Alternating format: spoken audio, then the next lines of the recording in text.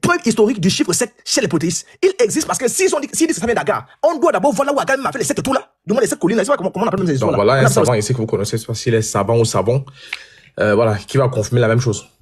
Voilà. Les histoires de Oubal là, ils sont quittés avec ça où? Est-ce que tu as des informations là-dessus?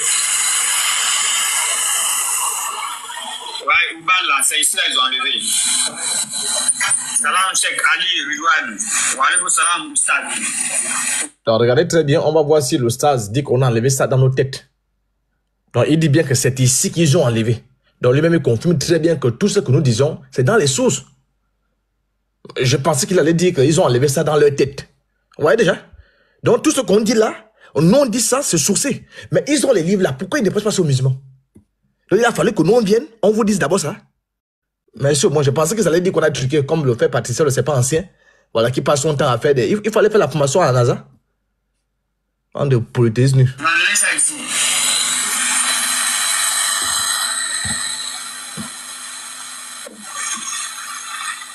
C'est ici ils ont enlevé ça. Le nectar cacheté. Je t'explique en fait. D'accord. Maintenant, après le Oubal est venu où? Après le Oubal est venu détruire les parents du prophète Mohammed sallallahu alayhi wa sallam. Voilà. On dit que non, il y avait son grand-père qui devait faire sacrifice. Après sacrifice, on dit qu'on devait tuer son fils. Et le fils du grand-père du prophète, c'était le papa du prophète Mohammed sallallahu alayhi wa sallam. C'était le papa du prophète Mohammed sallallahu alayhi wa sallam. Donc, qu'est-ce qu'ils ont fait? Ils sont allés faire sacrifice. En ce moment-là, c'est Oubal, ils adoraient. Donc, quand ils ont fait sacrifice, c'est tombé sur le papa du prophète. Et puis, ils ont remplacé le papa du prophète par 100 bœufs, 100 charbons, un truc comme ça. Mais ça pour ne pas que lui, on le consacre à Oubal pour le tuer. Et maintenant, quand le prophète est né, ils ont pris le bébé Mohammed sallallahu alayhi wa sallam et ils sont allés l'ont présenté à Oubal. Très bien. Alors, vous avez bien entendu. Je pense que c'est clair, c'est ce que Petit Mato disait. Ok. Je pense que c'est clair, c'est ce que Petit Mato disait. Donc, les polythéistes, nous disons que l'islam c'est du paganisme. L'islam c'est du paganisme pur et dur. Et le Dieu que les musulmans adorent, voilà, vous pouvez vous exhiber, vous adorez Oubal. Oubal n'est rien d'autre que Satan. C'est aussi clair que ça, vous adorez Satan. Terre à terre même. Parce qu'on peut même s'arrêter là. Hein. On peut s'arrêter sur ce que Petit Mato a dit là et ce que le stade a appelé dit. Maintenant, moi, je vais, avant de poursuivre, je vais montrer un truc qui est très important et capital. Alors, si vous prenez le livre, je vais lire ceci depuis chez moi. Voilà. Si vous prenez, par exemple, dans Jean 8, écoutez-moi très bien, hein, c'est très décisif. Dans Jean 8, verset 44, Jésus dit, vous êtes de votre père, le diable. Le nom est sorti, hein. C'est-à-dire le diable, il est là. Le diable. Et vous voulez accomplir les désirs de votre père. Point. Il a été meurtrier dès le commencement et il ne se tient pas. Il ne s'est pas tenu dans la vérité parce qu'il n'y a pas de vérité en lui. Point. Lorsqu'il profère le mensonge, vous voyez, il parle de son propre fond. Virgule. Pourquoi? Car il est menteur et le père du mensonge. Je pense que là, si les musulmans aiment Jésus, les démons aiment Jésus, les athées aiment Jésus, la phrase là, je pense qu'on doit tous dire Amina. Ça, c'est très fort, hein. Et je préfère commencer par là. Parce qu'on doit savoir que les musulmans adorent qui? C'est le diable, hein? Jésus dit ici que le Père, quand on dit le Père, on dit que Jésus est la source d'eau intarissable. Il est la source de la vérité. Ça veut dire que toute vérité émane de Christ. Et Jésus dit ici que le diable, c'est lui le père du mensonge. Ça veut dire que c'est lui la locomotive. Alors, je prends encore par exemple, regardez un peu. Quand je prends Tite au chapitre 1er, au verset 2, en espérance la vie éternelle, que Dieu, qui ne ment pas, a promis avant tous les siècles. Vous comprenez? C'est clair, hein? Là, je prends ces versets-là, vous allez voir là où je vais en venir. Je prends ces versets pour montrer que le mensonge là ne peut jamais, même si l'eau est dans ta tête, Dieu ne peut jamais mentir. Je mets au défi tous les démons. Il n'y a pas un seul passage où Dieu peut mentir. C'est le diable qui est le père du mensonge. Je prends encore Hébreux chapitre 6, verset 18, ça c'est un verset catalyseur. Il est impossible que Dieu mente. Je pense que ça c'est en français. Hein? Hébreux chapitre 6, verset 18. Il est impossible. Pourquoi j'atterris là? Parce que le pasteur a posé un décode très pertinent. pour démontrer qu'on n'a pas le même Dieu. Et si on n'a pas le même Dieu, il y a Satan quelque part. Hein? Appelons les choses le chien par son chien. Il y a Satan quelque part. Et le Satan là, c'est ce que Jésus est en train de définir ici. Il dit, il est impossible que Dieu mente afin que nous ayons un puissant encouragement. Non, la Bible, chapeau. Chapeau, hein? Je pense que ça c'est clair, hein, parce que là, ça c'est un message clair. Il est impossible que Dieu mente. Dans l'optique que nous serons encouragés à quoi? À Jean 14, 6, je suis le chemin, l'absolu, la vérité. Alors, si on récapitule, qui est le père du mensonge? Qui est le père du mensonge? C'est le diable. Très bien. On peut s'arrêter là. Hein? Prenons Altimidi. C'est quand j'ai parlé là. On va maintenant voir qui est ce diable là. Alors, on est tous d'accord que le prophète ne fait rien par émotion. Tout ce qu'il fait, c'est la révélation vient du Seigneur de l'univers. Donc, quand le prophète de l'islam parle, il parle en connexion avec le Seigneur de l'univers islamique. Donc, le Dieu tout-puissant. On veut les liens textes, ça, les musulmans disent Amina, Jésus. Jésus dit que le père du mensonge, le diable, et que Dieu, là, c'est impossible. C'est-à-dire, c'est catégorique. Prenons Altimidi, au tome 2. Et sur la page 737, je suis la 10, vous voyez sur mon écran.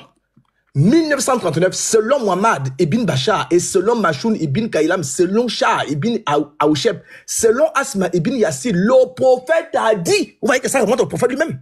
La chaîne de transmission remonte au prophète lui-même. Hein? Le prophète a dit 2 points. Le mensonge n'est permis que dans 3 cas. Je pense que là, parce que maintenant, si on cherche la vérité, on peut même s'arrêter. Le débat est fini. Hein? Si les musulmans cherchent la vérité, on peut s'arrêter là. Voilà, c'est écrit, hein? Le mensonge n'est permis que dans 3 cas et le prophète n'est que la bouche d'Allah. Donc, ici, le prophète est clair, hein? Que les musulmans peuvent mentir dans 3 cas. Les textes ont dit quoi? Que le père du mensonge, c'est le diable. Dieu ne peut en aucun cas mentir. Mais c'est fini. Allah, c'est le diable. Ça, c'est clair, hein? Vous pouvez ne pas m'aimer, mais ce que je dis là, vous allez avaler ça. Je vais vous donner les coups de massue, les coups de burin. C'est clair? Le mensonge n'est permis que dans 3 cas. On a lu dans Hébreux chapitre 6, verset 18, il est impossible que Dieu mente. Donc, s'il est impossible que Dieu mente, il est alors impossible que Dieu révèle à ses serviteurs la capacité, le moyen de mentir. Même dans un demi-cas, c'est le diable qui révèle ça. Et Mohamed dit qu'on peut mentir dans 3 cas. Et qui est la source des révélations de Mohamed? C'est Allah. Donc, c'est Allah le menteur. C'est de nom que Jésus parle. C'est Allah le diable qu'on appelle Oubal. C'est clair, c'est KO. Tu peux ne pas aimer, tu es KO. Merci beaucoup. Donc, ça, c'est un. Premier point. Je reviens encore. Moi, je vais d'abord insister sur ce que le pasteur a dit. Très important. C'est-à-dire qu'on a pour le même Dieu. Alors, je reviens encore. Les musulmans disent que ils ne connaissent pas la religion de Jésus là. Le christianisme, c'est un truc inventé. Patati patata, très bien.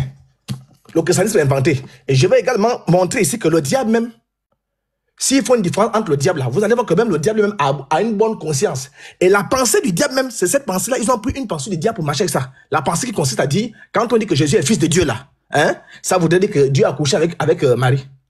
C'est pourquoi je suis d'abord en train de brocher un crochet afin qu'on puisse bien voir exactement à qui on a fait. Alors je prends ici Altimidi. Voilà, parce qu'ils disent que la religion chrétienne, tout ce qu'on fait là, c'est bien pour présenter le christianisme. La religion chrétienne, n'est-ce pas, elle n'existe pas. On va voir si les musulmans, les savants ne reconnaissent pas la religion chrétienne. Et on va voir exactement ici, Jésus là, il est venu prêcher quelle religion? Il est venu appeler les gens à se convertir à quelle religion? Voilà, ici à la page 500, à Tabari, à la page 263. Il est repenti en sachant qu'il avait commis un crime et il s'est tué. Jésus dit, si Dieu agrée son repenti, il n'aura pas dû se tuer. Machin. Je viens ici. Vous voyez? Ensuite, Jésus recommanda à Jean et aux 7 disciples de garder sa foi et d'appeler les hommes à Dieu. Il les envoya chacun dans une partie du monde pour y appeler les hommes, à Dieu, à la croyance de sa mission. Quelle est la croyance de la mission de Jésus? Les savants eux-mêmes vont nous dire, hein, eux-mêmes, parce que maintenant, ils vont nous dire, la mission de Jésus, c'était d'appeler les gens à quelle religion? Quelle est la croyance de Jésus? Vous bavardez, vous ne lisez pas. À la croyance de sa mission, de sa religion, regardez bien. De sa religion et de l'évangile, point. Quelle est sa religion? Eux-mêmes vont nous dire, il envoya 2 disciples à Rome. et à Grèce. L'un appelé Pierre et Paul. Et il leur confia tout l'Occident. Il les envoya à un autre nommé Thomas à Babylone et à l'Irak. Il lui confia l'Orient, un autre nommé Philippe à Cayoum. Un autre resté à Jérusalem, n'est-ce pas, avec Jean, fils de Zacharie. Son nom était Jacques. Il envoya, n'est-ce pas, un autre dans le Hijaz vers le Maghreb. Son nom était Bartholomé.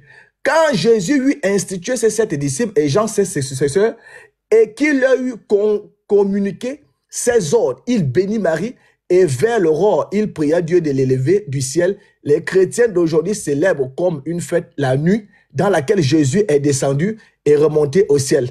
Dans une nuit, si je viens ici là, le roi de Rome vint à une nombreuse armée à Jérusalem et tua un grand nombre de Juifs. Il délivra les apôtres de leurs mains, crut en la religion de Jésus. Vous avez vu? Il a cru à la religion de Jésus et amena avec lui ceux d'entre eux que Jésus avait établis ses représentants à Rome. Il recommanda aux autres de parcourir le monde et d'appeler les hommes à la religion de Jésus comme il... Vraiment les musulmans, hein? Comme il leur avait donné. Hérode, le roi de Jérusalem, accepta alors la religion de Jésus et suivit les paroles des 2 apôtres que Jésus instituait à Jérusalem. Et beaucoup d'hommes crurent en Jésus et sa foi. Le christianisme se répandit donc en Syrie. Le roi de Rome prit le bois sur lequel on disait que Jésus fut crucifié et en fit une chapelle. Vous voyez, la religion de Jésus, c'était le christianisme. Les gens sont convertis au christianisme d'après les textes islamiques. Hein? Vous voyez ça? Donc quand elle veut nous amener dans l'islam là. Attends, c'est quel sous ça? C'est quel? Là je dis à Tabari, hein? Ça c'est un carreau, hein? Mais Tabari, c'est très... Mais même Ismaël a qu'à confirmer Tabari. Ismaël a qu'à confirmer Tabari. Là, il n'est plus musulman. C'est clair. C'est clair. Oh, musulman. Oh, comme c'est pas le but du sujet là, je laisse ça. Au moins vous avez une idée. Donc vous êtes au bon endroit. Vous qui voulez apostaser là. La religion de Jésus là, c'était le christianisme. Voilà ce que vous savez dire. Et si je lis encore même, attendez, je vais lire. Passons maintenant, la pensée selon laquelle, quand on dit que Jésus est fils de Marie, ça veut dire que Dieu est descendu, il a couché là. Ça vient d'où? Regardez. Regardez, même le diable, il va comprendre les choses, parfois bien, parfois... Regardez. Je vais aller où? Je vais ici là. Quand la religion de Jésus fut très répandue, voilà, je vous ai montré la religion de Jésus, non? Ça dit le christianisme. Quand la religion de Jésus fut très répandue, Iblis, écoutez bien, Iblis fit son apparition et un jour de fête, lorsqu'un grand nombre d'hommes sécateurs de Jésus étaient réunis dans le temple de Jérusalem, il s'y présenta, il est mis pour Iblis, il s'y présenta accompagné de 2 difs. Ils avaient pris la forme de 3 vieillards. Donc Iblis, parce que maintenant, Iblis s'est fait homme. Hein? Les frères, écoutez-moi très bien. Je suis en train de montrer ça, que c'est une vérité avant d'atterrir dans l'islam. Iblis s'est fait homme. Hein? Alors ne peut pas se faire homme. Non, vraiment. Parce que maintenant, ils ont voulu reproduire la scène de Dieu qui est descendu pour parler à Moïse. Voilà, Abraham là. Alors vous voyez, il prit, n'est-ce pas, je suis où? Les 3 vieillards s'assirent au milieu du peuple et entraient en conversation avec les hommes en disant, écoutez bien, hein, c'est-à-dire Iblis et ces 2 types qui ont pris la forme humaine là. Nous sommes venus tous les rois de l'Occident, ayant entendu parler de votre religion. Quelle religion? Le christianisme, hein, la religion de Jésus. Nous l'avons trouvée bonne. Hein? Regardez. Hein? Nous l'avons... Oh non. Foulous. Nous l'avons trouvée bonne et nous avons cru. Mais nous avons voulu entendre ce que vous dites concernant Jésus. Ça, c'est Iblis et les autres. Hein? Ils ont trouvé le christianisme, la religion de Jésus bonne. Hein? Oh, vous vous amusez, mais hein? Les hommes répondirent. Écoutez un peu. Hein? Les hommes répondirent. Jésus est le prophète, l'esprit de Dieu et fils de Marie. Il n'a pas été engendré par un père. Point. Parce que, écoutez très bien. Iblis se dit, il n'est pas possible qu'un enfant naisse sans avoir été engendré par un père. Je pense que Allah est le père de Jésus. Ouais. Non, l'islam, je pense que Allah est le père de Jésus, point. L'un des divs dit, cette parole est un non-sens. Car Allah n'a pas d'enfant et n'a pas commerce, c'est-à-dire il n'a pas couché. Il n'a pas couché, il n'a pas commerce avec une femme. Mais Jésus, c'est Dieu lui-même. Ouais, je confie en musulman. Non, je suis guéri même. Mais Jésus, c'est Dieu lui-même qui est descendu du ciel et est entré dans le sein de Marie. Il en est sorti pour se montrer aux hommes sous la forme d'un homme. Puis, il est retourné au ciel, car Dieu a le pouvoir d'être où il veut et de montrer aux hommes ce qu'il veut. Mais je pense que c'est clair. C'est fini. Attends, apôtre, qui dit ça? Ce que tu dis là, qui a dit ça? Tabari, oh, pasteur, c'est Tabari. Pasteur, c'est Tabari. C'est Tabari. C'est Tabari.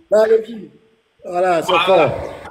Donc, vous voyez, ça peut faire encore l'objet d'un enseignement. Mais on regarde d'abord ça. Qu'est-ce qu'on retient? On retient que le diable ici, c'est ça là. Parce qu'Allah autorise le mensonge, c'est qui au bal. On retient que la religion de Jésus, c'est le christianisme. C'est une très bonne religion même. Très bien. Alors, moi, je vais prendre par exemple, je ne sais même pas par où commencer, parce que maintenant c'est un peu compliqué. Il y a tellement à dire, bon, je ne serai pas long. Regardez un peu, moi je vais prendre ça. On est où? Je vais prendre, je vais lire cette source-là. Je l'ai mise où? Voilà. Moi, je m'intéresse un peu, voilà, je pense que c'est celle-là. Moi, je m'intéresse un peu à ça. Alors, j'espère que les musulmans vont noter. J'espère que Patricia va encore aller faire un live. Là, il va mettre les zooms. Il va appuyer pour mettre les pauses. Alors, je m'intéresse un peu au tome 1 de Sahih Bukhari. Vous voyez? À la page 1109, la 10 1648. Détestez-vous effectuer les parcours entre Safa et Marwa? Allez, on pose la question à Anas ibn Malik. Est-ce que tu es dégoûté de faire Safa et Marwa, qui est une révélation du Seigneur de l'univers? Il dit oui. Un musulman, hein? C'est comme si un musulman dit qu'il est fatigué de 5 prières. Une révélation d'Allah, lui il est fatigué. Oui, dit Anas ibn Malik. Car il explique pourquoi il dit oui. Il explique pourquoi il est fatigué de faire Safa et Marwa. Pourquoi ça le dégoûte. Car on considérait que cela faisait partie des rites païens. Des rites païens. Jusqu'à ce que Allah le Très-Haut eut révélé le verset qui dit Safa et Marwa font partie des lieux voués au culte d'Allah. Vous voyez un peu que ici, Ibn Malik, ce n'est pas les musulmans 2.0 qui sont sur TikTok là. Patricia qui va encore faire un live pour mettre les pauses. Lui-même, le contemporain, celui qui a mangé avec Mahomet, il connaît Mahomet, il savait comment Mahomet s'habillait. On lui pose une question, il sait que le cœur de l'islam se joue sur la question en question. Le cœur de l'islam se joue. On lui demande, est-ce que tu es dégoûté? C'est comme si on demandait le péché de goutte. Donc, ça c'est un péché. Ce qui n'est pas le fruit de, comment on appelle ça? Le fruit de la conviction est un péché. Tout ce qui est une révélation de Dieu doit faire du bien aux hommes. Quand Dieu nous demande de nous sanctifier, en quoi un chrétien va dire, moi ça me dégoûte de me sanctifier? Frère, ça c'est terrible. Donc lui dit ici, parce que quand on lui pose la question, parce qu'on a vu qu'il avait un air bizarre, on lui pose la question, est-ce que tu es fatigué? Est-ce que tu es dégoûté? Est-ce que tu veux cracher? Tu veux vomir? Il sait très bien qu'Allah est Dieu. Il sait très bien que ça vient d'Allah. Et il dit oui. Pourquoi? Parce que c'est une pratique païenne. Si on prend également, vous voyez, Ibn Hisham nous dit la même chose. Parce que nous disons que l'islam c'est du paganisme. L'islam c'est du paganisme dur et pur. Et c'est ça, ce texte-là, Mekao, il dit que c'est une pratique païenne et Dieu est venu reconduire. Attendez, j'ai beaucoup de surprises pour vous. Regardez, quand on reprend à la page, n'est-ce pas, 422, regardez, Safa et Marwa. Vous voyez, Safa et Marwa, 2 buttes rocheuses situées à la périphérie de l'enceinte du sanctuaire de la Mecque avant l'islam. Elles étaient le siège des divinités de la fertilité. Donc les divinités de la fertilité, c'était Issaf et Naïla. Issaf, c'est Safa, Naïla, c'est Marwa. Donc ces 2 divinités-là, et ces 2 personnages-là, n'est-ce pas, étaient allés s'accoupler là-bas. Et ils ont été transformés là-bas. Et c'est pourquoi les pèlerins ont trouvé, c'est-à-dire les polythéistes nus, les Arabes là, ils adoraient ces divinités, c'était les divinités de la fertilité. C'est pourquoi ils vont faire les tours là-bas. Et vous voyez que les musulmans font ce qu'on appelle le saïd. Le saïd, c'est aller-retour entre le Safa et Marwa. Ils font cette tour du saïd. la question, ils disent que c'est Agar qui était en train de... Elle était un peu sous, voilà, elle était impolie et sous aussi. Elle faisait les tout comme ça là, avec son enfant qui était un enfant sauvage, un enfant impoli, un enfant vraiment la lignée de sauvage. Alors, qu'est-ce qui se passe? Il se passe que les musulmans font cette tour. Ils courent comme s'ils étaient Usain Bolt, ils faisaient le tour, je ne sais pas pourquoi ils courent, ils sont pas pour transpirer. La question qu'on les pose déjà, les 7 tours là, c'est-à-dire quand ils font Safa et Marwa là, on appelle ça le side. Quand ils font un tour, ils courent 2 tours, ils font le marathon 4 tours, 5, 6, 7, 8, 7 allers-retours là. Ça vient de qui? Si ça vient de Agar là, Agar a fait 7 tours où? Montrez-nous la source là où Agar a fait 7 tours. Nous on a déjà symbolisé, on a dit que le chiffre 7 est très catalyseur en islam pré-islamique. Le chiffre 7 est très catalyseur. Et Mahomet a vécu avec eux. C'est ça que Anas ibn Malik dit ici. Que c'était une pratique païenne. Aucun musulman ne te sortira une demi-source. Là où Agar a fait 7. Là où on montre qu'Agar a fait 7 là. Il n'y a pas. Ils ont pris ça ouf. Et c'est la même chose que nous posons aux musulmans. Lorsqu'ils disent que c'est Ibrahim qui a construit la Kaaba, très bien. Alors donc, tous les rites, on va parler de ça. Tous les rites qui sont autour de la Kaaba là. Aller faire les bisous et consorts, Abraham les a fait. Il est le modèle par excellence. Il est la locomotive, la pierre angulaire. C'est lui le miroir. Dans ce cas, on veut une source là où, comment on appelle, là où Abraham lui-même a d'abord fait les 7 tours. Parce que lorsqu'on prend par exemple la Mercedes, aujourd'hui on lit la Mercedes, mais la Mercedes est de qui? C'est de Carl Benz, c'est lui le propriétaire de la Mercedes. Mais avant que nous, on ne puisse conduire la Mercedes, Carl Benz lui-même a d'abord vérifié, Carl Benz lui-même a d'abord testé la Mercedes. Alors si, avant que les musulmans ne fassent les 7 tours, Abraham est la locomotive des 7 tours, lui-même il doit d'abord avoir fait les 7 tours, on montre là où il a fait les 7 tours là, et là où il a fait bisous, quand une dédicace au PD, dédicace à ceux qui laissent sa pierre. Donc, montrez-nous une source là où Abraham a fait cette tour. Il n'y a pas. Il n'y en a pas. Vous voyez? Vous êtes des chaos déjà debout. Donc, parce que maintenant, vous voyez qu'on nous dit ici que Safa et Marwa était une, n'est-ce pas, une pratique païenne. Alors, je vous prends par exemple, regardez un peu. Je vous ai regardé un truc ici. Je vais vous montrer ça. Voilà, attendez. Voilà, regardez. Voilà, Safa, les idoles. Voilà, je vais vous montrer ça. Vous êtes là, vous êtes maintenant le faux. Voilà. Regardez. Regardez. Dans plusieurs hadiths rapportés par Al-Bukhari, ça c'est le site de, comment on appelle ça? Notre fameux pâtisseur de serpent ancien. Voilà. Vous voyez, on nous dit ici, dans plusieurs hadiths rapportés par Al-Bukhari, il est mentionné que Safa, ok, que Safa et Marwa étaient associés à des idoles avant l'arrivée de l'islam. Par exemple, le Sahih Bukhari rapporte un hadith qui mentionne ces idoles et explique que le prophète Mohammed a purifié ces lieux en leur donnant une signification monothéiste. Voici, tu vois un peu, on dit ici, les idoles, Isaf et Naïla, c'est ça que je vous explique, non, Isaf et Naïla. Les idoles, Isaf et Naïla, étaient 2 statues que les polythéistes vénéraient et qui, n'est-ce pas, et qui étaient situées entre les collines de Safa et Marwa. Quand un homme passait par là, il s'arrêtait souvent pour les honorer. Les livres, vous voyez un peu, Magazi al-Wajidi, dans son ouvrage Magazi d'Awal, un historien et érudit musulman, il est rapporté que Isaf et Naïla étaient des idoles qui étaient vénérées par les polythéistes arabes. Ces idoles étaient en fait 2 figures mythologiques. On a également les sources, tu vois ici, les sources historiques. Ibn Hajar, dans son livre Fatet al-Bari, mentionne également ces idoles et leur association avec Safa et Marwa. Avant l'islam, il explique que les polythéistes arabes pratiquaient des rites autour de ces idoles pendant leur pèlerinage. Il précise que ces idoles ont été détruites et que le rituel du Saïd, marché entre Safa et Marwa, a été redéfini par le prophète pour qu'il devienne un acte d'adoration exclusivement dédié à Allah. C'est pas clair ici? Frère, vous voulez que je parle en quelle langue encore?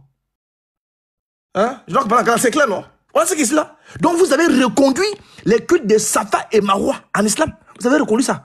Voilà, je vais encore vous donner un truc ici, regardez. Regardez. Preuve historique. Les 7 tours qu'ils font là, les 7 tours. C'est-à-dire, ils font le spawn de Cristiano Ronaldo.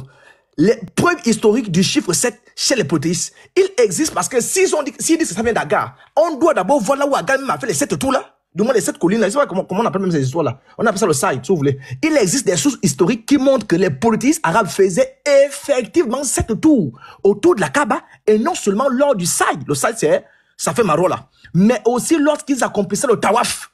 Et nous, on va pas poursuivre ça, on va poursuivre, on va faire les ajouts.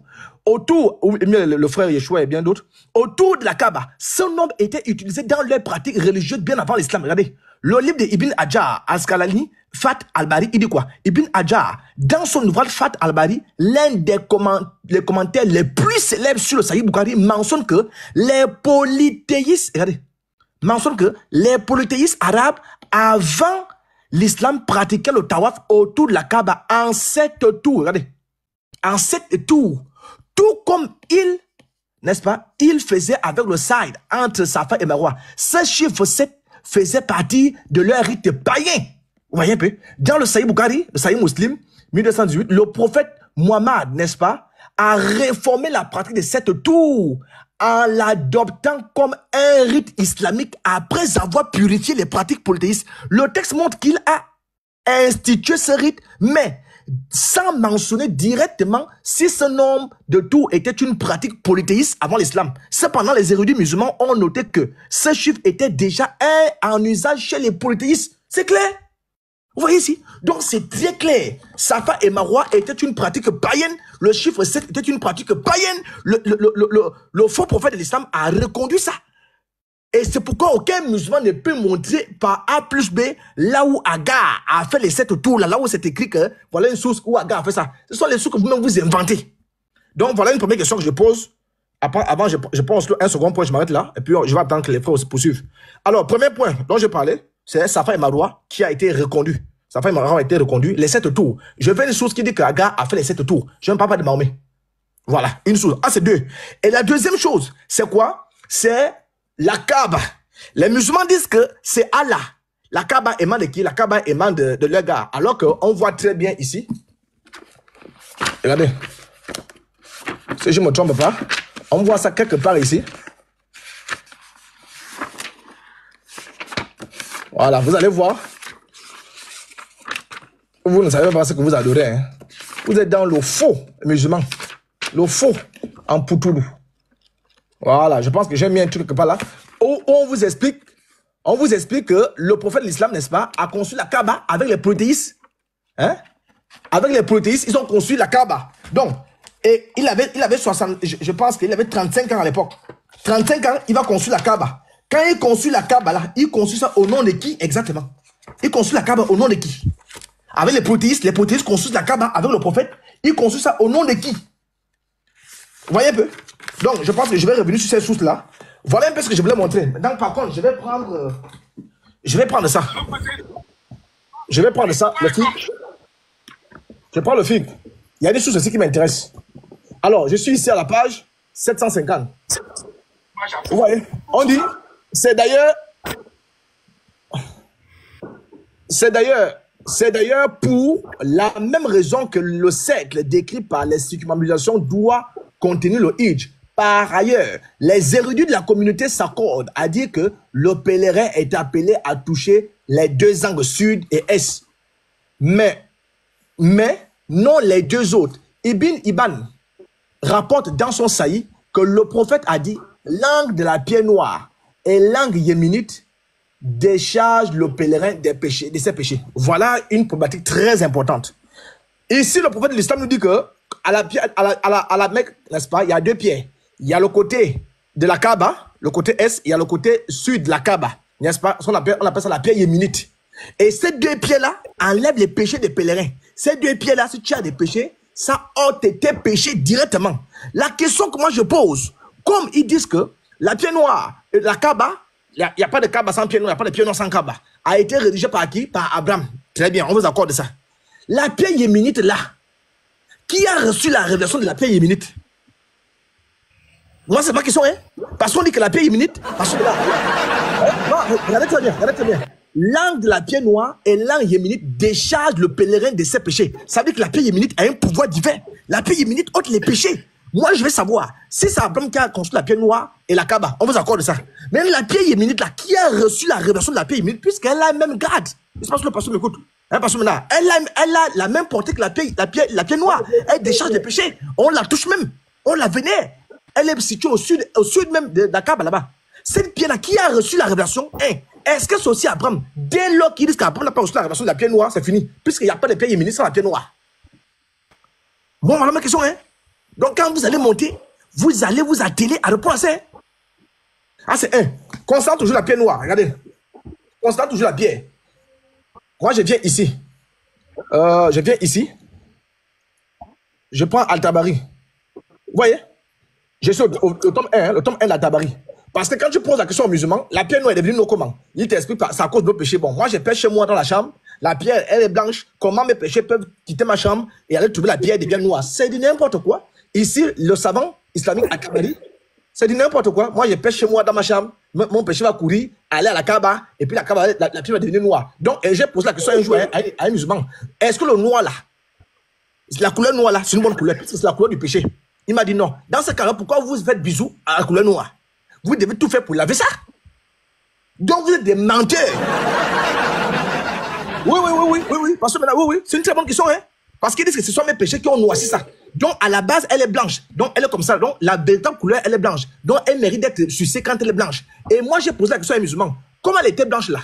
Qui est le premier à faire bisou lorsqu'elle était encore blanche? Il faut nous expliquer ça. Ah, c'est un.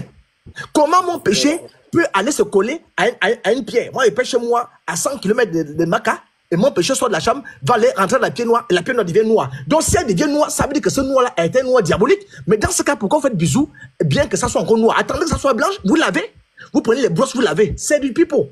Alors, ici, à Tabarim dit à la page 309, regardez très bien. Ok, il pose la question ici, I say to him, Abu Lahab, why? On va traduire ça en français. Why and now? Why and how did? C'est une très bonne question, hein? It turned black. Donc, il pose la question ici là au savant. Pourquoi et comment la pierre est devenue noire? C'est une très bonne question. Parce que pour eux, la pierre était blanche. Elle a fait comment pour devenir noire? Regardez. Même si je ne comprends pas l'anglais, tu as compris. Il replied, demonstrating woman. Regardez. Were touching it in the Jahila. Donc, il dit quoi? Il dit que c'est à cause de quoi? Les menstrues des femmes. Pas péché, hein? C'est à cause des menstrues des femmes. Les femmes en plein menstru, n'est-ce pas, allaient s'exhiber, s'exciter autour de la pierre noire. Et là, ça devient compréhensif parce que le sang va s'évaporer. Il y a beaucoup de pratiques qui vont s'opérer. Et là, ça devient compréhensif au lieu de prendre. Ça, c'est une révélation. Ça devient compréhensif. Ça, on précise bien l'apôtre Jalil, hein, avant l'islam. Hein. Donc, il y a déjà une pierre qui existe avant l'islam. Et cette pierre est devenue noire, le concept de noircissure là, le concept de la couleur noire là. Donc cette pierre est devenue noire à cause du fait que les femmes allaient s'exhiber. Et les musulmans aussi viennent, pendant l'islam, nous dire qu'il y avait une pierre qui était blanche, elle est devenue noire. Mais sauf que pour eux, elle est devenue noire parce que moi, je pêche dans la chambre. Vous êtes KO. Regardez encore, je prends Sahih Muslim. Regardez ce que Sahih Muslim nous dit ici. Sahih Muslim, Patricia, tu as le travail, hein. Tu auras le travail, hein, frère. Tu vas mettre les répite. Tu as le travail, hein, frère. Voilà. Moi, je vais vous foutre comme ça, vous voulez distraire les gens. Voilà le vrai sujet. Alors, je prends ici la 10 Sahih Muslim, vous voyez. La 10 3000. Ouais, je zoome pour vous. 1, 2, 3. 3028. Très bien. Alors, c'est déjà même là en anglais. Vous pouvez lire. During the pre-Islamic days, women circumambulated the Kaaba necklace. Alors, on va traduire ça. Très bien. Regardez, on va faire ça. On va traduire ça. Hein? Qu'est-ce que le texte nous dit ici? Le savant musulman nous dit quoi? Hein? On appuie ici. Hein? La magie va s'opérer. Regardez la magie. Regardez la magie vous-même. Vous allez voir, tac, la magie s'opère. Regardez, tac, regardez. Oh, regardez, hein, la magie va s'opérer. Voilà, je vais opérer la magie. Quand on dit que moi, je suis même un grand magicien. Go, regardez, la magie s'opérer. Très bien. Parce que maintenant, on a le texte. À l'époque pré-islamique, avant l'islam, les femmes faisaient le tour de la Kaaba nue. Je vous ai dit quoi ici? Je vous ai dit quoi ici là? Il est devenu nu. La pierre est devenue nue. D'accord, quoi? Les menstrues des femmes. À l'époque pré-islamique, musulman dit quoi? À l'époque pré-islamique, les femmes faisaient le tour de la Kaaba nue et disaient qu'il fournira un tissu, n'est-ce pas, pour couvrir celle qui fait le tour de la Kaaba. Quand elle faisait le tour de la Kaaba, là, elle faisait son nom de qui? Question. Et c'est une profanation. Ça, c'est une profanation. Le Dieu d'Israël peut s'associer à ces abominations. Question. Le Dieu véritable. Oh. Genre, Les gens vous ont trompé. Ils vous ont blagué. Continuez, apôtre. Donc, je vais d'abord m'arrêter là, avant la passe au frère, je vais revenir. Vous voyez, à l'époque pré-islamique, c'est-à-dire avant l'islam, les femmes faisaient le tour de la Kaaba nue. Quand elles faisaient ça, elles le faisaient au nom de qui?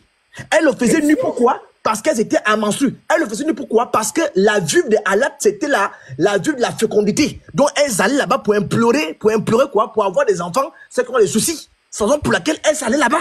Elle faisait ça nu comme bon. Et les musulmans font aussi la Kaaba nue. Je pense. Ils font également ça nu. Hein? Nu. Je pense que j'ai ici là. Je vais Une revenir. motion, Oui, pasteur. Oui, oui. Alors, ce que tu viens de dire est très, très, ce que le petit Mathieu vous avez dit, je sais que les autres groupes sont dit après. Il y a quelque chose de très grave. Parce que dans ton exposé, tu as dit que Mohamed a 35 ans, il a contribué à la construction de la Kaaba. Oui, oui. Avant ça, lui-même, il a fait les 7 tours. Il n'avait pas encore reçu la révélation.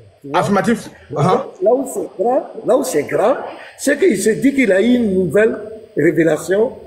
Puisque ça fait la période de Islamique. Oui. Islamique. Il a fait des pratiques, ces pratiques-là, il les a fait dans la période pré-islamique. Maintenant, comment se fait que dans la période maintenant islamique, il reconduit ces mêmes pratiques que lui-même il avait fait? Et lorsqu'il le faisait, lorsqu'il était dans le il le faisait au nom d'un autre Dieu. Voilà. Dieu. C'est ça qu'on dit. Il vient le faire maintenant à un autre Dieu. Donc comment tu peux combattre un système et puis reconduire les mêmes pratiques de ce que toi-même tu avais pratiqué, tu reconduis dans la nouvelle religion? Il y a une marmaille claire. Ça, oui, oui. Il y a une grande mamaille. Donc, je vais chuter. Il y a une grande mamaille. Alors, donc, je vais revenir. Il y a une grande mamaille. Et si on prend, par exemple, et là, je pense que je vais prendre le livre là. Le livre là va résumer ça. Après, je vais revenir peut-être, s'il y a encore à dire. Le livre des idoles. Voilà, c'est un livre que j'aime bien. Voilà. Ça va résumer ce que le pasteur a dit. Vous voyez, sur la page 92. C'est très clair, hein? Mais l'islam, qui a rigoureusement combattu les cultes païens, n'en a pas moins gardé certaines pratiques. C'est clair? Donc l'islam a combattu les cultes païens et ils ont gardé les pratiques païennes comme les salades surrogatoires et facultatives à l'occasion des éclipses du soleil et de la lune. C'est clair? Donc ils ont gardé les pratiques païennes. Pourquoi? Parce que Mahomet a fait ça, il a trouvé ça bien quand il était encore, moi qui invente ces histoires-là. Et maintenant qu'il veut se détacher des autres, mais il va regarder ce qui est bien, il va refouler. Il va être le maître, il va être le boss. Et quelque part encore, vous voyez, Petit Mato a pris une source là. Bon, Oubal, on va revenir sur Oubal. Peut-être plus tard, on va revenir sur Oubal. Petit Mato a lu. La porte, c'est caché. Voilà, garde les drones. Après, tu vas revenir. D'exposer que nous allons faire. Nous, on ne chute personne. On n'est pas là pour parler de la vie privée des gens. On n'est pas pour tenir l'image des gens. Tout ce que nous disons, nous apportons des preuves. Et c'est clair, c'est ce qu'on veut. C'est ça l'interreligieux. Voilà, c'est très. Tous les frères qui vont passer ici vont vous montrer.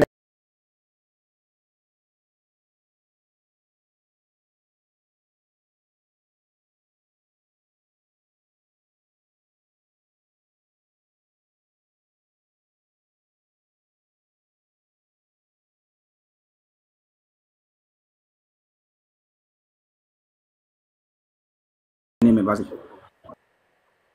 Bon, shalom à tous les frères. Laisse Uniboy enchaîner. Ok, Uniboy enchaîne alors. Enchaîne. Voilà. Ok, d'accord. Donc, au vu de tout ce que l'apôtre venait de dire tout à l'heure, l'islam, c'est du paganisme pur, ou encore l'islam est issu du paganisme. Les musulmans doivent reconnaître qu'ils sont tous des énothéistes. Je répète, vous êtes des énothéistes. Voilà, c'est ce que vous êtes. Exactement, bravo. Voilà. L'énothéisme, c'est ceci. Le énothéisme est une croyance religieuse qui reconnaît l'existence de plusieurs dieux, mais en vénère un seul comme le Dieu suprême ou principal. Bravo, boy. Tu as pris une partie de mon exposé. Bravo. Master, acclamez Unique Boy. Acclamez Unique Boy. Ah, ça commence bien alors. Peut-être le pasteur s'est levé. Donc, c'est le meilleur. Donc, ici, le musulman est passé du polythéisme à l'énothéisme. Musulmans, vous êtes passé du polythéisme à l'énothéisme. Vous n'êtes pas des monothéistes. Vous mentez. Vous mentez, vous n'êtes pas des monothéistes. Voilà, vous êtes des énothéistes et c'est clair.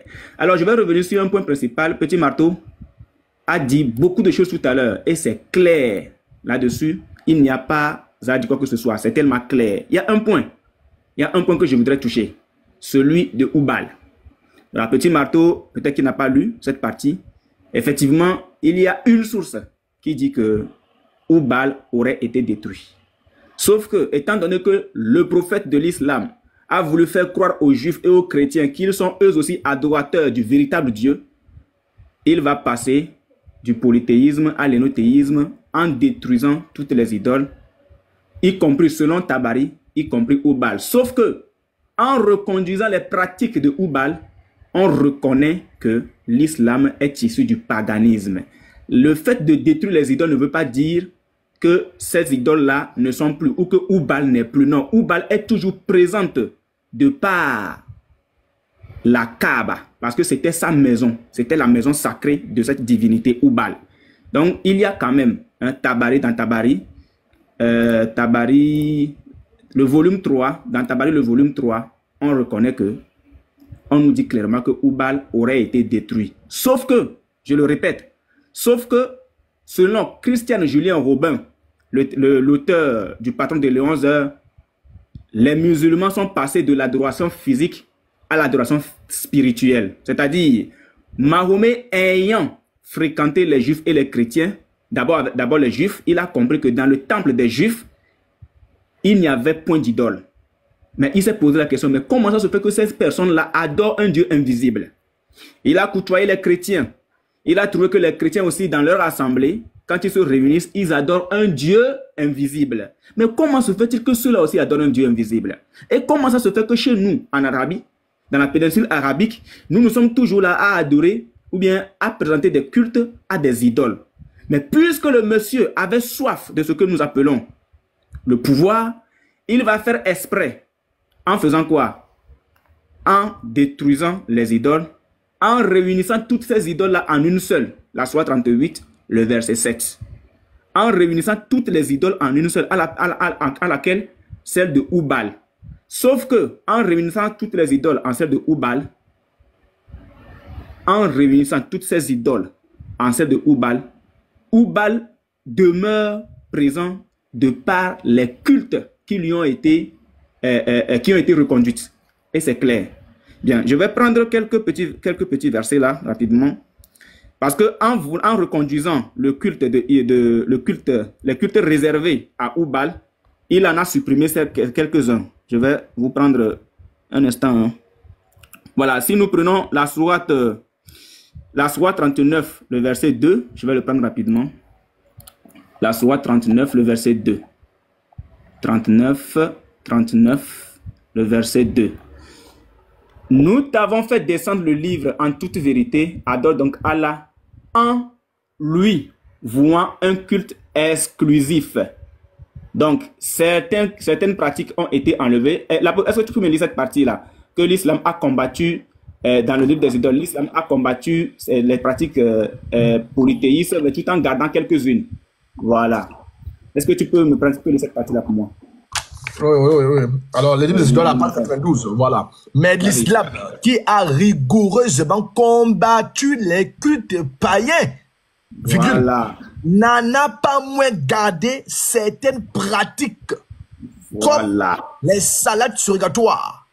Merci beaucoup. Alors, à l'occasion des éclipses du soleil et de la lune polythéistes.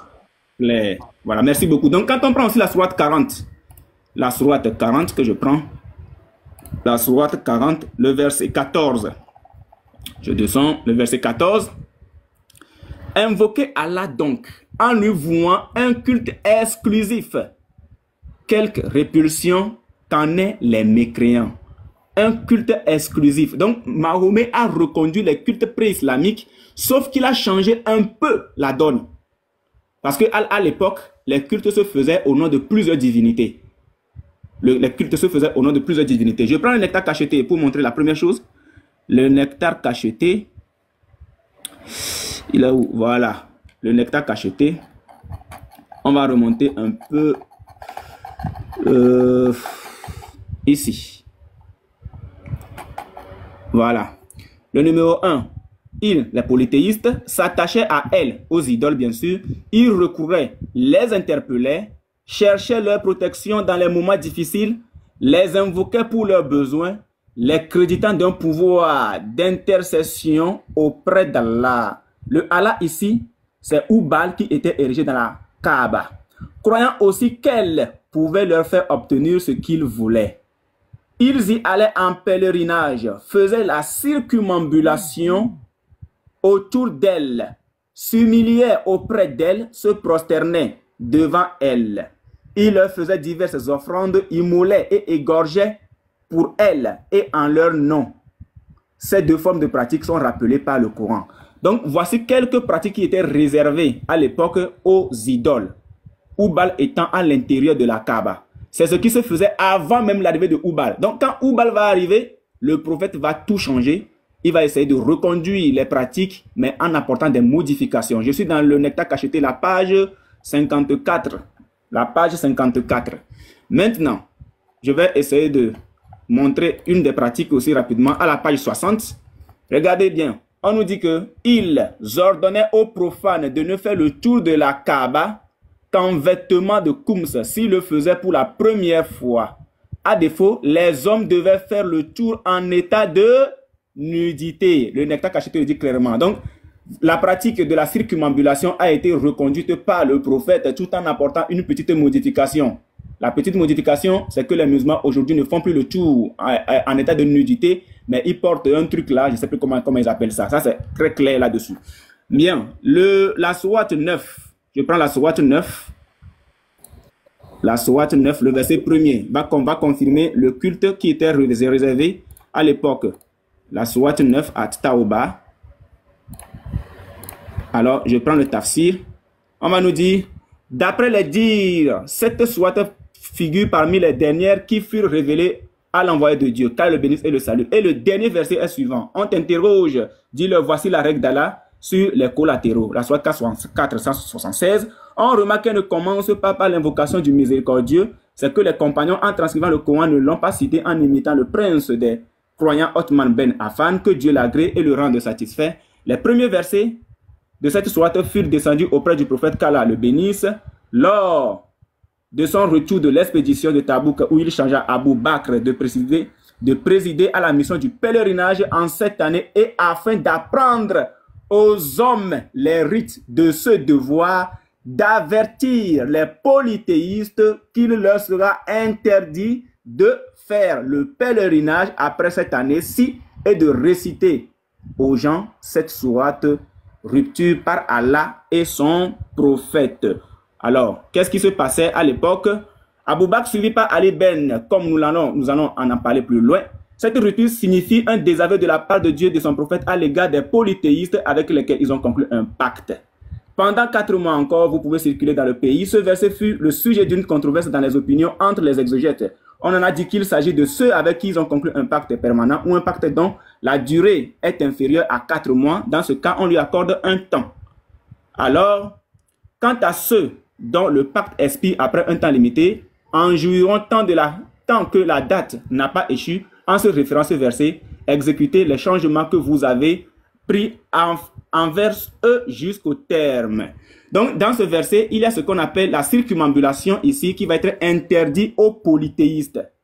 Plus loin, on vous parlera du cas de la nudité, parce qu'il faisait bien la circumambulation en état de nudité. Il y a un point qui échappe aux musulmans. Et la dernière fois, en discutant avec Shinrama, je l'ai détecté. Je retourne à la page 52 du Nectar Cacheté, où on nous dit ici que la plupart des Arabes avaient répondu à l'appel d'Ishmaïl lorsqu'il les avait appelés à la religion de son père Ibrahim. Ils adoraient Allah, les considéraient comme Dieu unique et professaient sa religion. La religion d'Ibrahim, c'est laquelle? C'est la question que les musulmans doivent nous répondre, puisqu'on nous dit dans le Coran que Mahomet est le premier des musulmans. Quelle est donc la religion d'Ibrahim? Point d'interrogation. Alors, même si avec le temps, ils oubliaient une portion de ce qu'on leur avait prescrit, toutefois, ils conservaient le tawhid, c'est-à-dire la reconnaissance de l'unicité d'Allah, et plusieurs rites appartenant à la religion d'Ibrahim. C'est quoi la religion d'Ibrahim, les musulmans? Jusqu'à l'arrivée d'Amr ibn Loué, le chef de Kouza. Alors, qu'est-ce qui se passe? Les musulmans nous disent que avant l'arrivée de Oubal, les Arabes adoraient Allah. Et que c'est à l'arrivée de Oubal qu'il y aura l'associationnisme. Et nous disons que c'est faux. Parce que avant l'arrivée de Oubal, les Arabes connaissaient déjà d'autres idoles. Et c'est le fait d'adorer. Écoutez bien, musulmans. C'est le fait d'adorer non seulement les idoles qui sont de la péninsule arabique, attribuer aussi un culte à Oubal, c'est de là qu'est né maintenant l'associationnisme. Et on va le lire. On nous dit que Amr ibn Loué revient avec Oubal qui mit à l'intérieur de la Kaaba. Aussi revint-il avec Oubal une idole, le mit à l'intérieur de la Kaaba, puis appela les mêmes. Quoi? À l'associationnisme. L'associationnisme, c'est parce qu'il y avait d'autres idoles avant l'arrivée de Oubal. Ceux-ci répondirent à son appel et furent bientôt suivis en cela par les gens de Hijaz, car c'étaient les dirigeants de la Kaaba et les responsables du haram, l'une de leurs idoles les plus anciennes. Donc, il y avait des idoles plus anciennes que Oubal. Oubal est exporté depuis la Syrie, mais avant même que Oubal n'arrive à la péninsule arabique, il y avait d'autres idoles qui régnaient déjà. L'une de leurs idoles les plus anciennes était Manat. Il y avait Manat, la sourate 53 à partir du verset 19 au verset 22, qui était à Al-Mushalal, au bord de la mer Rouge, près de Kadid. Par la suite, ils choisirent Alat, basé à At-Taïf, puis Al-Oza, dans la steppe de Nikla. Donc, avant l'arrivée de Oubal, il y avait déjà des divinités. Donc, l'associationnisme est né de là. Voilà ce qu'on va nous dire. De là, l'associationnisme se répandit. Donc, ce qui veut dire que ce n'est pas lors de l'arrivée de Oubal qu'on parle d'associationnisme. Ou bien, ce n'est pas parce que Oubal est arrivé à la Mecque et que Amr ibn Loué a appelé les Mecquois ou encore les Arabes à l'adoration de cette idole Oubal qu'on a commencé par parler de l'associationnisme, puisque pour eux, avant Oubal, les Arabes adoraient Allah. Non, c'est faux. L'associationnisme a commencé avec, bien sûr, Oubal qui était une idole étrangère, sauf qu'il fallait que les Arabes associent Oza, Manat et Alat à Oubal. C'est ce qu'ils appellent l'associationnisme. Ça, je le dis pour que tout le monde comprenne. Musulmans, comprenez que c'est parce que Amr ibn Loué a appelé les Arabes à adorer en plus de leurs idoles Oubal qu'on a parlé de l'associationnisme. Donc, le français est un peu difficile pour eux. Donc, c'est là, c'est écrit de là, l'associationnisme se répandit. Point. Et c'est clair. Bien, je vais avancer. Je vais avancer avec l'arrivée de...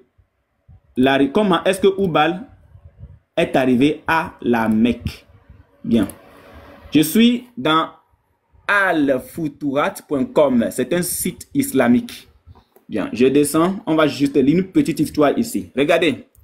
Ibn Hisham a rapporté qu'un savant déclare lui dit que Amr ibn Loué quitta une fois la Mecque pour la Syrie pour affaire et atteignit de Mab dans la région de Balka où vivaient à cette époque que les Maliks, les fils de Imlak ou, comme certains disent, Imlik ibn Lawad ibn Sam ibn Nou. Amr témoigna leur vénération d'idoles et leur demanda la cause. Ils répondirent que s'ils demandaient la plus haute idole, elle venait, ou la victoire, ils gagnaient. Amr leur demanda alors de lui donner une idole qu'il pourrait ramener dans les terres arabes où elle pourrait être vénérée et il lui donnerait celle appelée Oubal qu'il ramena à la Mecque, plaça sur un piédestal et ordonna aux gens de l'adorer et de la vénérer. Mais est-ce que avant ceci là, est-ce que les Arabes adoraient déjà d'autres divinités? Selon le Neta Cacheté, la page 53, oui. Alors, selon Ibn Ishaq, les gens prétendirent que les premiers à adorer des idoles étaient de la tribu d'Ishmaïl. Il n'y a pas de preuve. Ils firent ainsi quand ils commencèrent à voyager à l'extérieur de la Mecque, contraints où ils vivaient encombrés pour chercher de l'espace vital ailleurs, en apportant toujours avec eux une pierre du sanctuaire pour vénérer le lieu de pèlerinage. Ainsi, où ils s'installaient, ils posaient la pierre et circumambulaient comme si c'était la Kaaba. Finalement, ils finirent par vénérer toute pierre qui leur plaisait ou les inspirait, revenant aux mœurs païennes et négligeant la religion qu'ils avaient suivie. Alors que Allah nous dit qu'avant le prophète, il n'y en avait pas eu. C'est-à-dire qu'il n'y avait pas eu d'autres prophètes qui auraient averti les Arabes. Donc, dans toutes les sources islamiques, vous allez voir qu'ils veulent tout mettre sur le dos d'Abraham.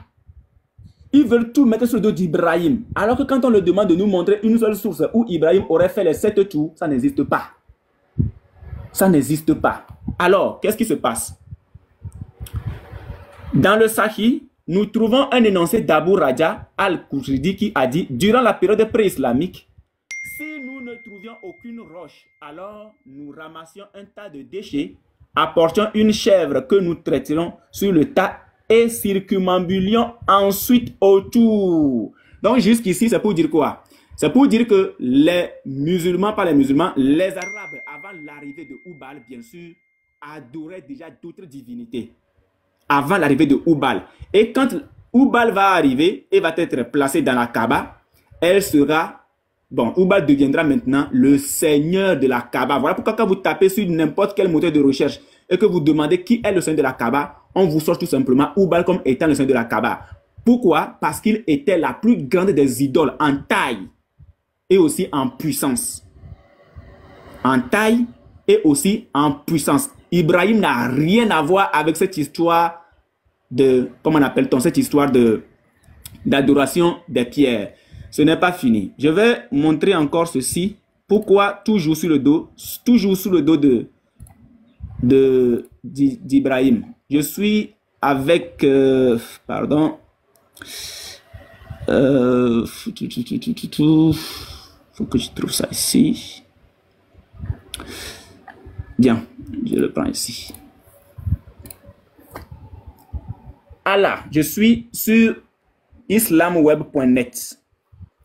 Allah, exalté soit-il, a envoyé Ibrahim et lui a ordonné d'établir la maison. Bon, je vais un instant, s'il te plaît, il faut que je prenne ça parce que j'ai marqué des places pour ça, donc ça va être plus rapide. Voilà.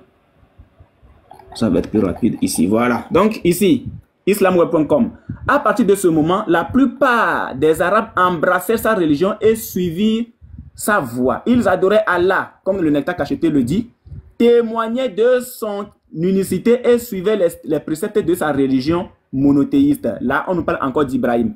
Cette situation a longtemps persisté, puis l'égarement a commencé petit à petit à prendre place. Le premier à avoir altéré la religion d'Ibrahim est appelé à l'adoration des idoles, fut Amr ibn Loué. Or, ils veulent toujours mettre l'adoration des idoles sur le dos de Amr ibn Loué, alors que avant même que Amr ibn Loué ne nous apporte, ou bien apporte aux Arabes l'idole Hubal, les Arabes connaissaient déjà l'adoration des pierres, l'adoration d'autres divinités, Allah, Manat et Uzza. En arrivant au pays de Cham, il vit que ses habitants adoraient des idoles en dehors d'Allah. Exalté soit-il, il admira un tel comportement et y adhéra, bien que les pays de Cham furent à cette époque le berceau de la révélation des prophètes et des livres célestes. Il leur demanda, quels sont ces statues que vous implorez? Quels sont ces statues que vous adorez? Ils lui répondirent qu'ils adoraient des idoles. Ils prétendaient que lorsqu'ils imploraient ces idoles de leur accorder la victoire ou la pluie, celles-ci exauçaient leurs demandes. Il leur demanda donc, pourriez-vous me donner une idole que je pourrais emporter au pays des Arabes pour qu'ils l'adorent? Ils lui présentèrent une idole nommée Hubal. À son arrivée à la Mecque, il l'installa et ordonna aux gens de l'adorer et de la glorifier. Ensuite, les gens de Hijaz suivirent la voie des gens de la Mecque qui étaient les responsables de la maison sacrée et les gens du sanctuaire. Les idoles se répandirent donc parmi les tribus arabes. Et c'est clair, voilà encore une chose qui le confirme clairement.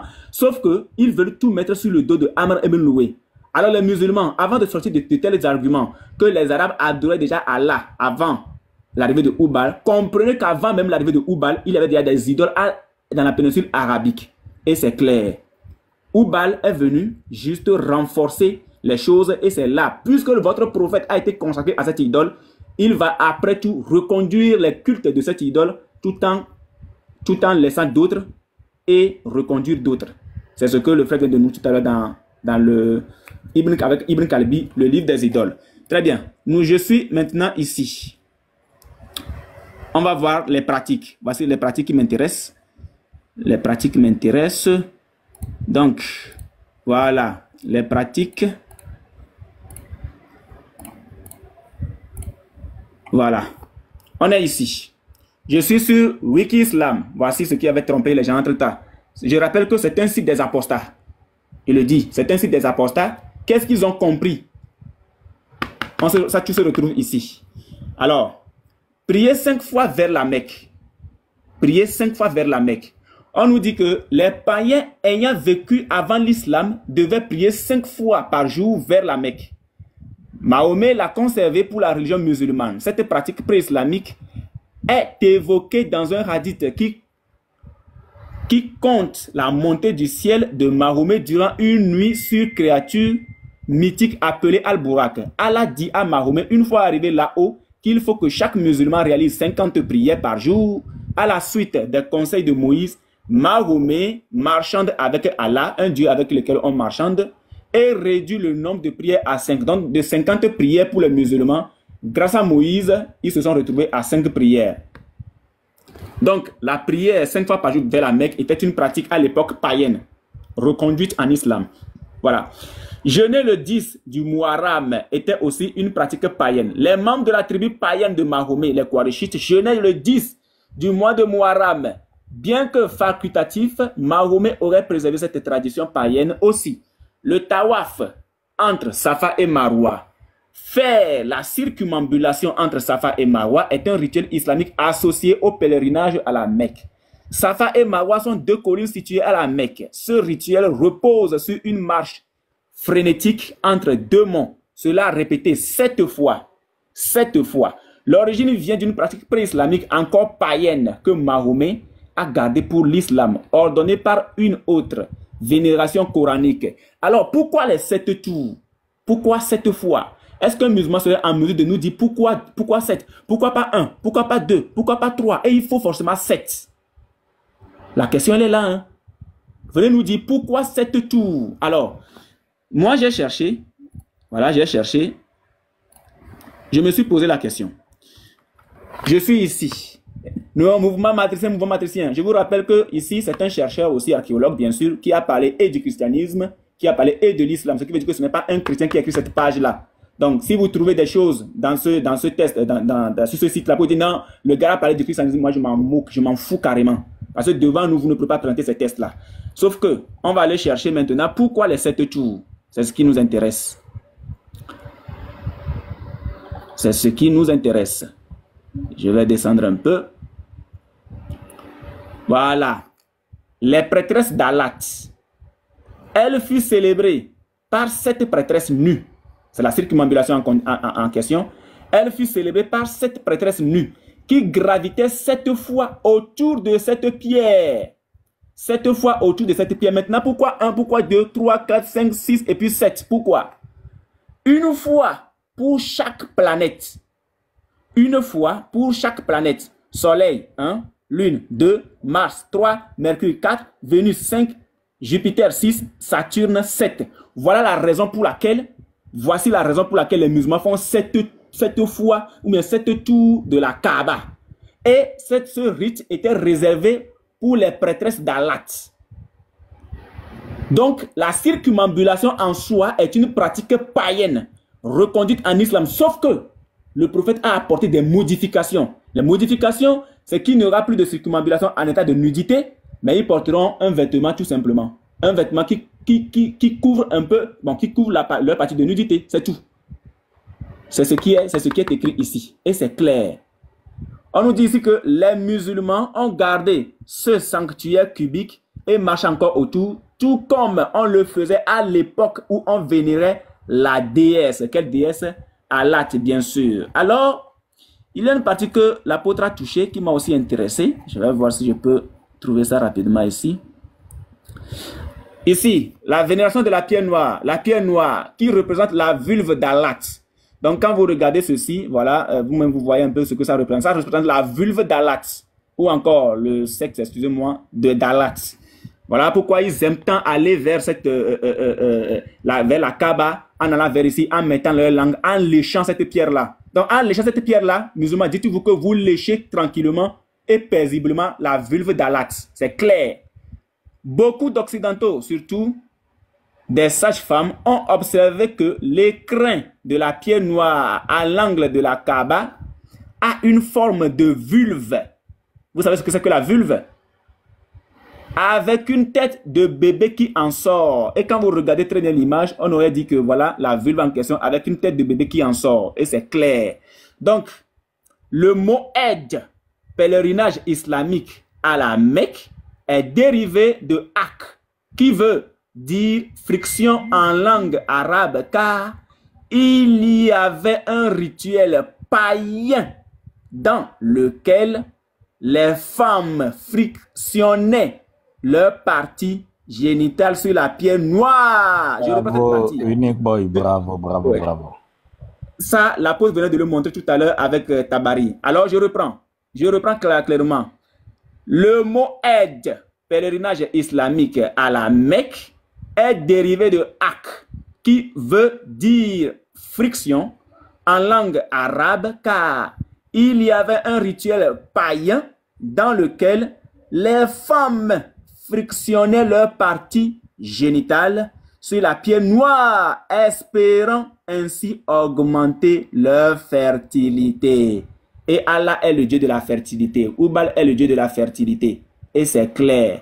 Donc, cette pierre noire a été reconduite et placée sur la Mecque, tout simplement parce que lors de la réunification de toutes les idoles en une seule, nous constatons que, bien sûr, Mahomet a aussi réuni Allat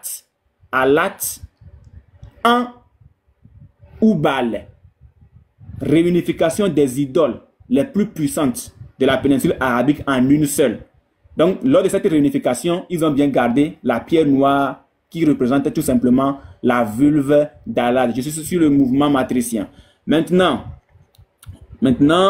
je reviens là maintenant avec les pratiques. Pour voir si les pratiques en question là, est-ce que c'est nouveau? On a quitté avec la pierre noire. Là, nous sommes avec le tawaf. Je pense qu'on l'a lu, non? On a lu le tawaf déjà? Je pense que oui. Exigence de l'Iram.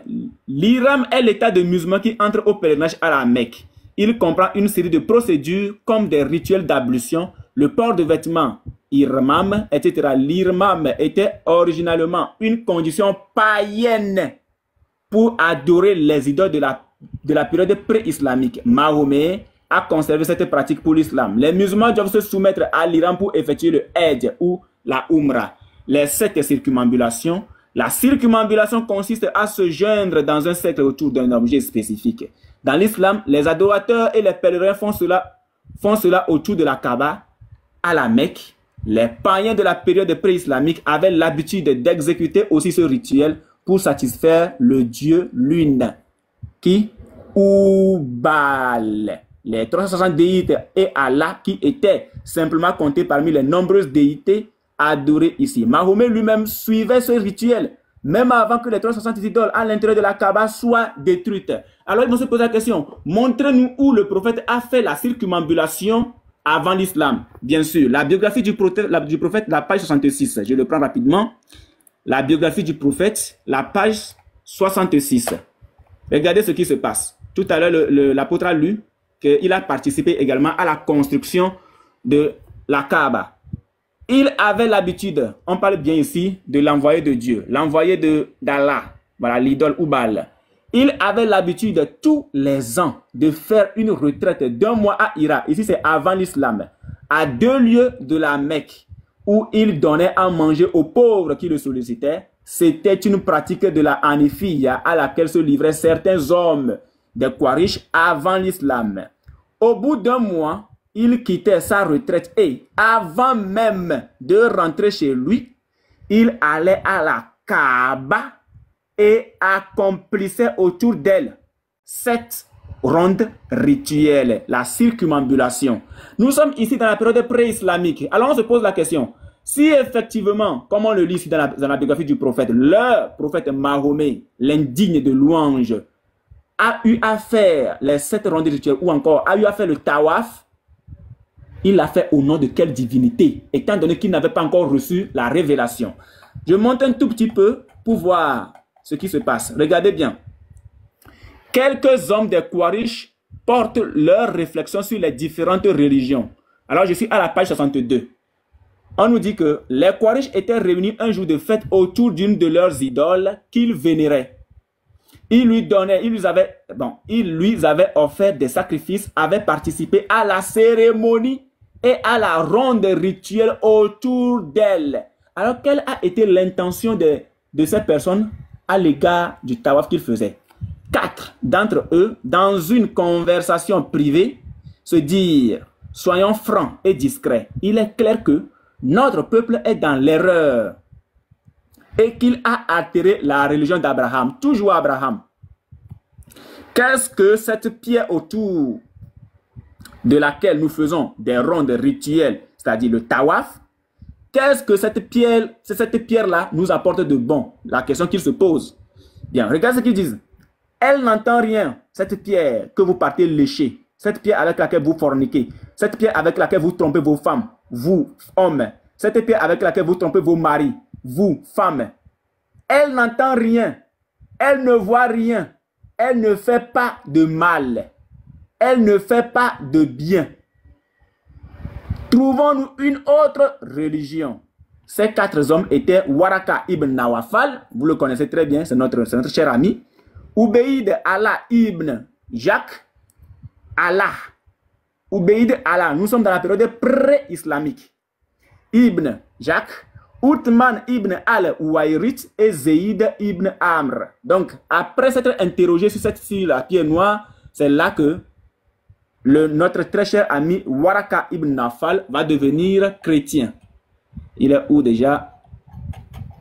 Bon, si vous... Là. Waraka ibn Nawfal, le cousin de Khadija, épouse du prophète, adopta le christianisme. Après s'être posé des questions à partir d'ici.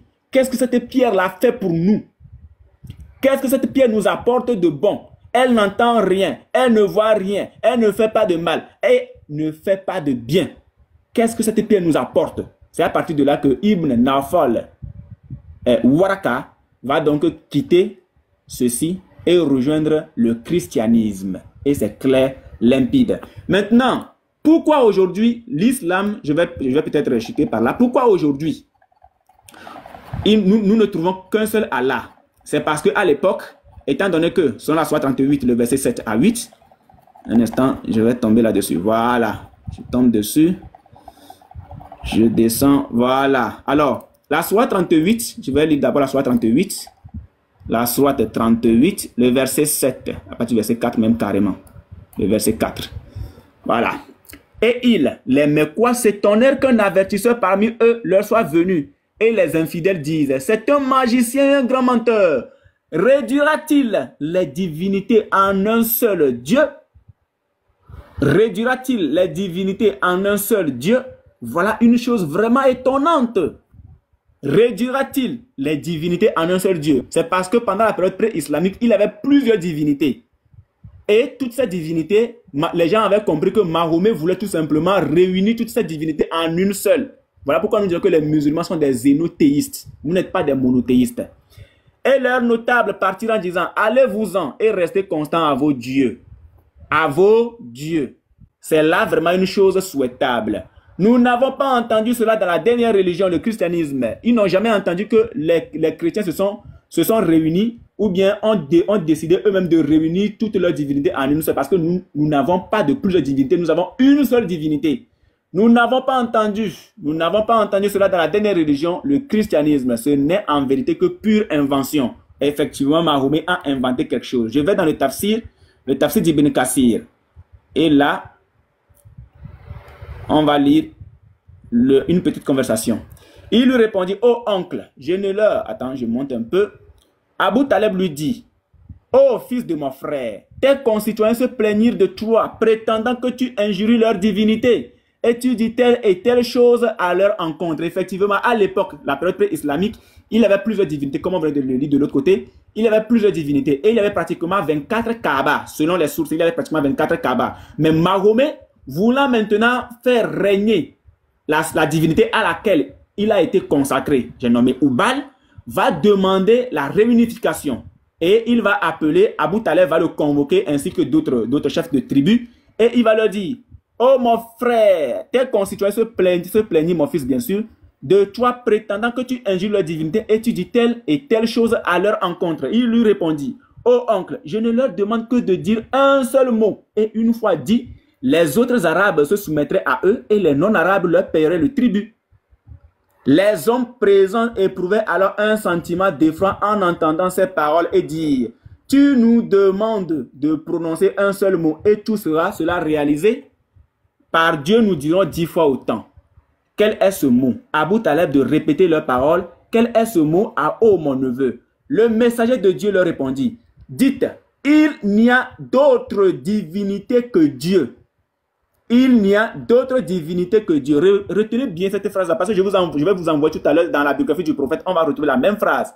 Il n'y a d'autre divinité que Dieu. Effrayés par ces paroles, les hommes se levaient aussitôt et poussetant leurs habits en s'écriant, comment il prétend réunir toutes les divinités en une seule? Comment il prétend réunir toutes les divinités en une seule? La sourate 38, le verset 4. Regardez bien. Réduira-t-il les divinités en un seul Dieu? Voilà une chose vraiment étonnante. La biographie du prophète, la page 55. J'espère que je ne me trompe pas là-dessus. La biographie du prophète. Voyons voir la page 55. Et effectivement, on est dessus. Quelques années après la mort du prophète, le calife Oumar racontait, j'étais avec quelques personnes de Quraysh devant une idole à qui un arabe venait de sacrifier un veau. Donc nous sommes après le prophète. Donc le calife Oumar va raconter ce qui s'était déjà passé. On est là. J'étais avec quelques personnes de Quraysh devant une idole à qui un arabe venait de sacrifier un veau. C'était un mois ou deux avant l'islam. Nous attendions notre part de la victime offerte en sacrifice lorsque j'entendis sortir du ventre du veau. Écoutez bien, nous sommes avec des idolâtres, des païens, des polythéistes. J'entendis sortir du ventre du veau une voix d'une puissance assourdissante qui criait « Veau couvert de sang ». Donc, ils sont bien sûr dans un rituel. Alors, ils vont entendre cette voix-là. Et la voix dit ceci. Veau couvert de sang. Une affaire est en marche. Donc ici, c'est la prophétie. Hein? C'est la prophétie qui sort. Un homme crie d'une voix claire. Il n'y a de Dieu que Dieu. Alors, qu'est-ce que le tafsir nous dit ici? Je vous avais demandé de retenir une phrase. On va descendre. Voilà, ici. Dites, il n'y a d'autre divinité que Dieu. Donc, lors de ce que nous appelons le rituel ici, la voix s'est fait entendre depuis le veau sacrifié à une idole. Le veau, il y a une voix qui est sortie du veau sacrifié, qui répète la même phrase. Il n'y a de Dieu que Dieu. C'est la même chose que le prophète vient réciter ici. Là, il n'y a d'autre divinité que Dieu. Autrement, toutes les divinités se soumettaient à Aoubal ou encore Allah ou Bal. Bien, je finis par là. Voilà, je vais finir par ici. Je prends rapidement les Allah en question. Je prends les Allah en question. Je suis dans le panthéon, les divinités de l'Arabie. Nous avons Allah du pays de Safa. Il y avait plusieurs Allah. Allah du pays de Safa. Allah de Palmyre. Les frères, comptez avec nous en commentaire. Hein. Quand je dis un Allah, vous lisez, vous comptez avec moi. Allah du pays de Safa, ça fait 1. Allah de Palmyre, ça fait 2. Allah de Aram, ça fait 3. Allah Doum al-Dimal, ça fait 4. Allah de Dédan, ça fait 5. Allah de Jaf, ça fait 6. Allah de Hamas, ça fait 7. Allah de Kariat al-For, ça fait 8. Allah de la Kaaba, ça fait 9. Donc on avait pratiquement 9 Allah dans la péninsule arabique avant même l'islam. 9 Allah. Donc c'est toutes ces divinités-là qui vont se retrouver en une seule. toutes ces divinités vont se retrouver en une seule. Le Dieu de la Kaaba, le Dieu de Karet Al-For. Mais puisque le prophète est venu réunir toutes ces divinités, il a donné le nom de le Allah. Allah, qui veut tout simplement dire le Dieu. Parce que c'est toutes les divinités qui ont été réunies en une seule, faisant ainsi sa force et sa puissance. Alors on va le lire et je m'arrête là.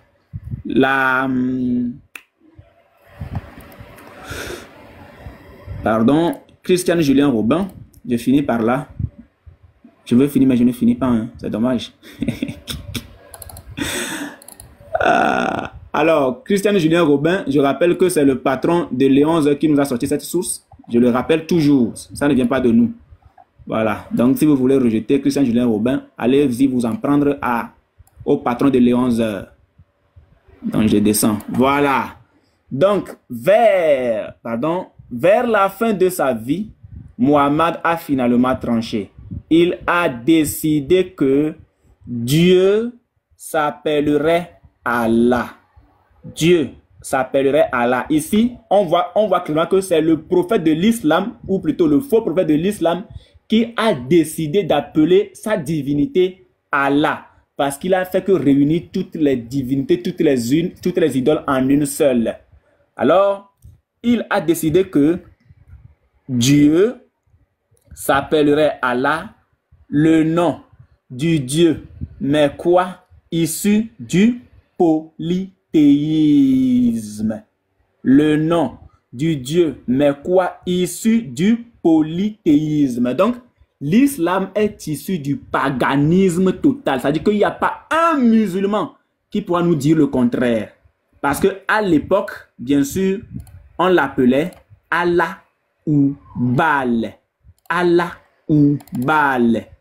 Allah ou Baal. Qui est contre? S'il y a un musulman qui est contre, il n'a qu'à venir, il n'a qu'à monter. C'est de ça qu'il s'agit. Allah ou Baal. Voilà. Et je m'arrête là. Les Arabes, avant l'islam, pratiquaient le pèlerinage à la Mecque et tournaient autour de la Kaaba en invoquant leur Allah ou Baal. En invoquant quoi? Leur Allah ou Baal. Et vers la fin de sa vie, Mahomet va faire ceci en gardant tout simplement Allah. Et les musulmans qui ont l'habitude de dire Allah a 99 noms plus un qui est caché. Le nom qui est caché, c'est Oubal, le nom propre de la divinité en question. Merci pasteur, je m'arrête là. Ou encore, dédicace à Féchal, je m'arrête là.